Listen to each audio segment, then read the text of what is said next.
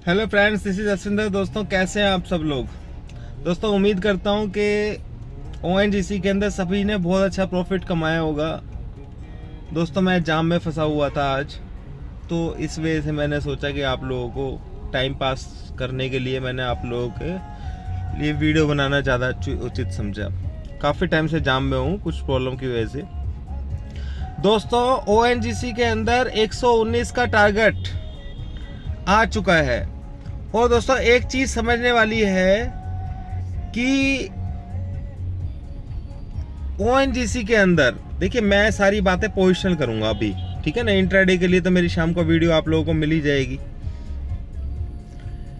तो ओएनजीसी का लोगों ने टारगेट पूछा था कि सर इसका नेक्स्ट टारगेट क्या है। तो मैं आप लोगों को एक बात बताना चाहूंगा। दोस्तों, आपको ध्यान होगा 75 to 80 के अराउंड मैंने इसको बाय करने के लिए आपको बोला था आज से 6 महीने पहले, ध्यान होगा आपको। और ये उसके बाद 65 तक चला गया था।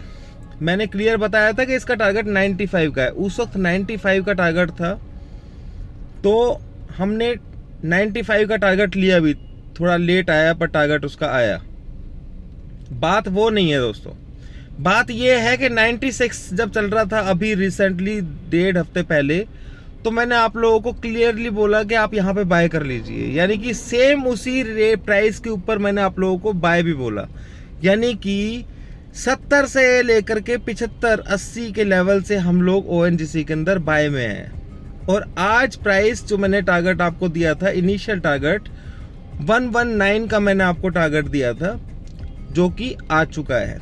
अब नेक्स्ट टारगेट के लिए ट्रेड करना है। यहाँ पर बता दूं क्या दोस्तों, नेक्स्ट टारगेट तो बहुत बड़ा होगा, शायद आपको ऐसा लग रहा होगा, पर अभी हम सिर्फ 130 के टारगेट के लिए ट्रेड करेंगे, ठीक है। तो स्टेप बाय स्टेप चलना है दोस्तों, इसे जल्दबाजी नहीं करनी है। 130 का टारगेट आएगा तो उसके बाद हम अपनी पोजीशन को उसी तरीके से देखेंगे क्या करना है, ठीक है ना। मेरे ख्याल से इशारा आप लोग समझ गए होंगे। पर क्या होता है कि मैं पहले से अगर वो लेवल दूंगा तो आपको बिलीव नहीं होगा, ठीक है। तो अब 130 के टारगेट के लिए हम लोगों को ओएनजीसी के अंदर होल्ड करके रखना है दोस्तों, ठीक है। 1-2 स्टॉक पीएसयू के और कोशिश करूंगा मैं, जो इस पिक्चर के अंदर हम ऐड कर पाए और तरीके से, क्योंकि जैसा कि आपको मालूम है पीएसयू जो है वो सारे के सारे या कुछ उनमें से चुनिंदा बहुत फास्ट भागने, जिसमें से हमने ओएनजीसी को पकड़ लिया था। और बहुत सारे स्टॉक्स हैं जिसकी हमें उम्मीद है कि उनको कर पाएंगे हम। तो हमारी पूरी कोशिश रहेगी दोस्तों 1-2 पीएसयूज अगर हमें मौके पर मिल पाते हैं तो, ठीक है, बाय करने के लिए। अब निफ्टी की बात कर लेते हैं हम दोस्तों। मैं हमेशा आप लोगों को क्लियर बोलता आया हूँ कि निफ्टी जो है ना वो डाउन साइड में अभी नहीं है। ये छोटे मोटे डाउन साइड जो है, ये इंट्राडे में जो भी है ये आते रहते हैं। और डाउन साइड का भी जो हमें कंफर्म मिला इंट्राडे के लिए, वो हमने ट्रेड भी लिया दोस्तों। क्लियर बोला था 2-3 वीडियो के अंदर मैंने कि 14,640 के आसपास बहुत जबरदस्त सपोर्ट लेवल है, ये तोड़ना आसान नहीं है। और मैंने उसका कारण भी बताया था, क्योंकि पहले 14,640 का जो लेवल था, 14,640 का जो लेवल था, वो पहले रेजिस्टेंस का काम कर रहा था। जब रेजिस्टेंस का काम कोई चीज करती है दोस्तों, तो वो पहले रेजिस्टेंस का काम कर रहा था। तो हमें क्या करना था कि जो रेजिस्टेंस बनता है ना, वो बहुत लंबे टाइम तक, आपने नोट किया होगा कि 14,640 का लेवल ऐसा नहीं था जो एकदम से ब्रेक हो पा रहा था। बार बार ऊपर जाता था, फिर मार्केट नीचे चला जाता था। जिस तरीके से डॉ जोन्स ने हमारे साथ किया है पिछले कुछ टाइम के अंदर, सेम वही चीज इसने की है। किसने की है? निफ्टी ने, ठीक है ना। निफ्टी का लेवल उसी तरीके का ही है। अगर डॉ जोन्स का चार्ट देखेंगे तो एक रेंज के अंदर ही चला है और उसने ब्रेकआउट कल किया है। और मैंने आप लोगों को 1 हफ्ते पहले ही बता दिया था कि डॉ जोन्स ब्रेकआउट ऑलरेडी कर चुका है। निफ्टी के अंदर दोस्तों आप बिलीव नहीं करेंगे, ये मैं नहीं कह सकता इस बात को, क्योंकि वो लेवल्स इंट्राडे के बेस के ऊपर होते हैं कि भाई हमें 100 पॉइंट नीचे चला जाएगा या 100 पॉइंट ऊपर चला जाएगा। बात वो नहीं है। लेवल है 15,200। मेरी बात ध्यान से समझना, समझोगे तो बहुत सारी चीजें समझ में आएगी। दोस्तों कल जो मार्केट ने लो लगाया था ना 518 समथिंग जो भी था, 14,518, वो प्री मार्केट का जो दोपहर का प्री मार्केट था उसमें लो लगा था। अगर वो लो लग गया है और वो प्री मार्केट का कंसीडर नहीं किया जाएगा, यानी कि नहीं किया जाएगा कंसीडर, तो उस कंडीशन के अंदर हमारा स्टॉप लॉस 15,200 का बनता है सेल साइड का, यानी कि स्टॉप लॉस नहीं, ट्रेंड चेंजिंग लेवल। हम लोग तो सेल में है ही नहीं नीचे से, क्योंकि मुझे पता था कि यहाँ से बाउंस उठेगा, और कल भी मैंने आप लोगों को बाय ही दिया था। तो अब ये जो एरिया है वो नो ट्रेड जोन है। जब तक 15,200 को टच कर लेता है एक बार, तो मार्केट बहुत तेज शूट करने के चांसेस होंगे। मैं आपको बता देता हूँ दोस्तों, ये चीज समझ लीजिएगा, बहुत तेज शूट करेगा, और इसकी शूटिंग इतनी जबरदस्त हो सकती है हमें अंदाजा भी नहीं है उस चीज का। ठीक है, तो 15,200 आज भी ब्रीच नहीं हो पाया। अगर इसने ब्रीच कर लिया तो वो हमारे लिए बहुत एक, क्या कहते हैं, 15,200 अगर ब्रीच किया तो किसी को सेल साइड तो क्या, मैं कहता हूं कि बहुत तेज मूव आएगा, ये मैं आपको बता देता हूं। ठीक है ना, ऐसा नहीं कि एक ही दिन के अंदर इतना तेज भागेगा, नहीं, पर आपको उस कंडीशन के अंदर शॉर्ट की पोजीशन रखनी नहीं है, बस बाय ऑन डिप्स करना है, बस बिल्कुल आंख बंद करके वो एक ऐसे पैटर्न के अंदर चला जाएगा। अगर 15,200 निफ्टी कैश की बात कर रहा हूं, अगर ये ब्रीच करता है तो ऐसी कंडीशन होगी, बिल्कुल डेफिनेटली। तो मेरे को 15,200 का जो लेवल है ना, उसको एक बार ब्रीच कर दे बस, ये मतलब एक थोड़े अंदर ये रह जाएगा। फिर तो हम लोग जो है ना, बाय तो है ही, पर क्या है कि यहाँ से थोड़ा डाउन जाने के चांसेस है ना, इसलिए मैं बोल रहा हूँ। तो वो हमारे को कॉन्फिडेंस इतना भर जाएगा उसके अंदर कि हम बहुत बड़े टारगेट्स के लिए निफ्टी के अंदर गेम कर पाएंगे।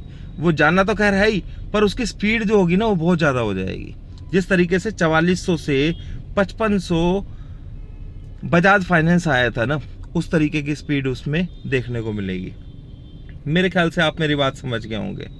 और दोस्तों मैं आपको एक बात बताया था, 40,000 तो बहुत छोटी चीज़ है बैंक निफ्टी के लिए, रियली में ही।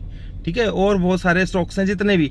अब आपको पता है क्या घबराहट कहाँ पे होती है दोस्तों? मारुति के अंदर जैसे लो पर चल रहा है, आज मार्केट इतनी ऊपर गई, कल भी मार्केट इतनी ऊपर गई, वो नहीं चला, तो आप लोगों के दिमाग में ये रहेगा यार मार्केट अगर थोड़ा सा भी नीचे गई तो ये गिर जाएगा। नहीं दोस्तों, ऐसा नहीं, हर चीज़ का अपना टाइम होता है, और मार्केट को बहुत ऊपर जाना है। आप लोगों को ये सोचना ही नहीं है कि हमें सेल साइड में रह करके या मारुति में डर जाएं कि भाई निकल जाओ यहाँ से। उनका काम यही है आप लोगों को डराना, आप लोगों की जो साइकोलॉजी है उसको टेस्ट करना। उस चीज़ें जो क्लियर पिक्चर है ना वो हमारे सामने है बिल्कुल। और मैंने पहले ही बताया था, गलती आदमी एक बार कर सकता है, बार बार नहीं कर सकता है, उस चीज़ को भी समझ लीजिएगा। मैं बार बार अपनी गलती को दोस्तों कोई मानता नहीं है, ठीक है ना, पर मैं ये बात बोल रहा हूँ कि मेरे को मालूम है कि क्या गलती थी। गलती सिस्टम में नहीं है, डेटा प्रॉब्लम। ठीक है, चलो जो भी है उससे कुछ नहीं होता दोस्तों, पर देर आए दुरुस्त आए वो वाली बात है। तो आप लोगों को जो ना बिना किसी पैनिक के अपनी पोजीशन को होल्ड करके रखना है, और 15,200 अगर ब्रेक होगा ना, ठीक है, तो फिर बाय ऑन डिप्स ही करना है, बाय ऑन डिप्स करके चलना है। फिर मार्केट चाहे यहाँ से 400 पॉइंट नीचे से बाय करना पड़े, कोई परेशानी नहीं है दोस्तों, फिर इसको छोड़ना नहीं है पोजीशन को। तो ये चीज़ समझ ले, यानी कि एवरेज करके बाय करना है आप लोगों को। ठीक है, और बहुत फास्ट मूव के लिए आप तैयार रहिएगा, ये चीज़ क्लियर है। मेरे ख्याल से दोस्तों आपको समझ में आ गया होगा। मैंने आप लोगों को ONGC बताया, SBI दोस्तों बहुत तेज है, बजाज ऑटो बिल्कुल मत डरिए दोस्तों, डरने की कोई ज़रूरत नहीं है। बजाज ऑटो बहुत तेज स्पीड से चलने वाली चीज़ है, जब अपना टाइम पे आएगा भी देखना। 1-2 तारीख, कितने दिन रह गए, आज 25 तारीख हो गई है ना, तो 26 तारीख शुरू हो जाएगी, 26 शुरू होगी, और 2 दिन है बस, उसके बाद इनके रिजल्ट्स आने शुरू हो जाते हैं बजाज ऑटो वगैरह के। क्योंकि वो टारगेट्स मैंने उस तरीके से नहीं देखे, पर वो टाइम जो है ना उसको हम नहीं ग्रैब कर सकते हैं कि कब वो शूट करेगा। पर ONGC जैसे स्टॉक्स हैं उसका भी मेरे को ये नहीं पता है, कि मुझे पता है कि इसका टारगेट ये है। अब हमें थोड़ी सी ज़्यादा वो कॉन्फिडेंस कहाँ से मिल जाता है कि PSUs के अंदर आग लगी हुई है, जैसे भी आप डिसइन्वेस्टमेंट वाली न्यूज़ वगैरह देख रहे हैं, तो उस तरीके से देख करके दोस्तों उम्मीद करता हूँ आप लोगों को सब कुछ समझ में आया होगा अच्छे तरीके से, और मैंने जो समझाने की कोशिश की है निफ्टी के पैटर्न को, ठीक है ना, तो उससे काफ़ी बेनिफिट मिला होगा आप लोगों को। बस एक ही चीज़ पर ध्यान देना है दोस्तों, बुल यानी कि कहीं भी मार्केट अगर थोड़ा सा भी डाउन आता है तो उस कंडीशन में आप लोगों को अपर साइड में ही रहना है, ठीक है। यानी कि डाउन साइड में हम लोगों को बाय करके चलना है, बस इतनी ही चीज़ को समझ लीजिए। इस चीज़ को समझ के चलेंगे तो आपको कोई प्रॉब्लम होगी नहीं। क्लियर। अब मैं बताना चाहूँगा दोस्तों, निफ्टी का भी हो गया, बैंक निफ्टी का ही मैंने 3-4 चीज़ें बताई है। ओएनजीसी का टारगेट आपको बताया है 130। कुछ लोग कहेंगे बेफालतू की बात है, बोलना नहीं दोस्तों, ये चीज़ें समझनी जरूरी हैं, क्योंकि मैं जब बोलता हूँ ना उससे फील महसूस होता है आप लोगों को कि मैं एक्चुअल में बोलना क्या चाह रहा हूँ। कई बार ऐसा होता है कि वर्ड समझ में नहीं आते, यार कभी तो ये नीचे की बात करता है, कभी ऊपर की। नहीं, मैं एक्चुअल में बुलिश हूँ, पर इंट्राडे के अंदर कुछ पोजीशंस होती हैं, आपने देखा है मैं लेवल्स दे देता हूँ, तो वो चीज़ें एक अलग है, ठीक है ना।